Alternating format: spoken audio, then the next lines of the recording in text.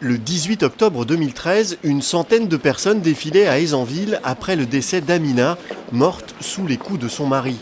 Un an après, la communauté de communes de l'ouest de la Plaine de France réunit les associations et les élus afin de les mobiliser autour d'un dispositif d'aide aux femmes. Ce qui s'est passé sur notre territoire a été, disons, un électrochoc de voir des décès arriver sur notre territoire. En effet, c'est une chose qui ne pouvait pas nous laisser comme ça les bras ballants.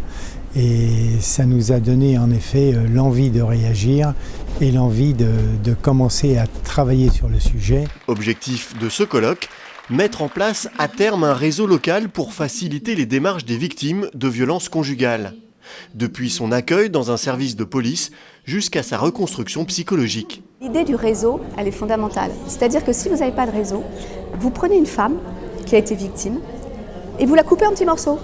Vous avez un côté policier, un côté justice, un côté familial, un côté travail, un côté santé. Et quelque part, elle s'y perd complètement parce qu'il faudrait qu'elle aille voir tous ces intervenants différents pour être prise en considération. Déjà qu'elle a du mal à en voir un, alors vous imaginez que si elle doit aller voir tout le monde, elle n'y arrivera pas. Donc l'idée du réseau, c'est que tout le monde soit ensemble et que les choses fonctionnent dans leur intégralité. C'est un gain d'efficacité, c'est un gain de rentabilité et c'est surtout un gain pour la victime.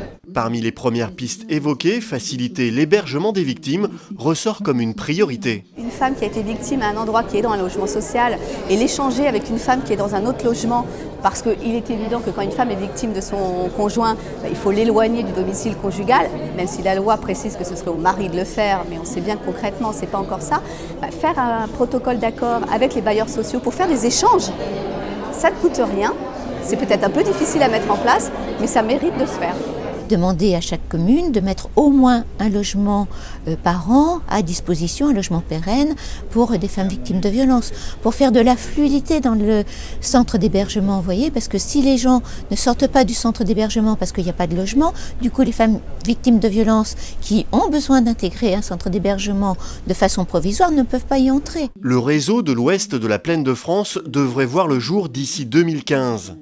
Après une année 2013 qui a vu 4 femmes décédées des suites de violences conjugales dans le département, l'année 2014 ne compte pour l'instant aucune victime mortelle à déplorer.